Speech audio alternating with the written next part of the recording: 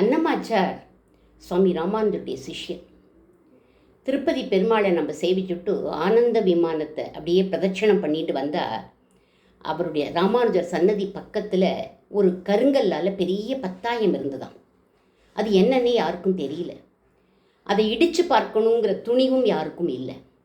இப்போ தான் சுமார் 35 வருஷத்துக்கு முன்னாடி தேவஸ்தானக்காரா அதை இடித்து பார்த்தா அதுக்குள்ளே நிறைய செப்பு பட்டயங்கள் கிடைச்சதாம்.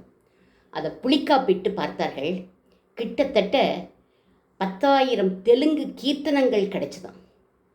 சம்ஸ்கிருதத்தில் சுவாமி திருவேங்கடமுடியான பற்றிய கீர்த்தனங்கள் அத்தனையும் சுவாமி அன்னமாச்சார் எழுதியிருக்கார். வெங்கடேசா அப்படின்னு முத்திரை வச்சிருக்கார்.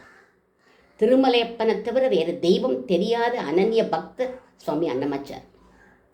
சின்ன வயசுலேயே இவருடைய பெற்றோர்கள் காலமாயிட்டார். இவருடைய தமையனார் தான் இவரை எடுத்து வளர்த்தார். 7-8 வயசு இருக்கிற போது குழந்தைக்கு முடி இறக்கணும்னு நினச்சி சில பாகவதர்களோட குழந்தைய அனுப்பினார்.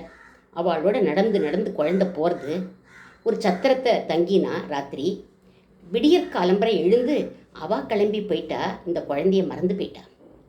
குழந்தை கண்ணு முழிச்சு பார்க்கறது, யாரையுமே காணுமேன்னு கோவிந்தா கோவிந்தான்னு அழுதுண்டே சொல்லிண்டே காளி கோபுரம் வரை நடந்து வந்துடுத்து.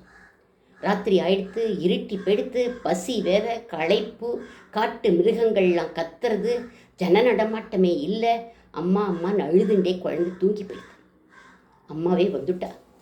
அலைமேலு மங்கம்மா குழந்தைய மடியில் போட்டுண்டா. பால் போட்டினா, தட்டி தட்டி தூங்க பண்ணினா. காலம்பரை அவளும் மறைஞ்சு போயிட்டா. இது என்ன கனவா அப்படின்னு பார்க்கறது குழந்தை.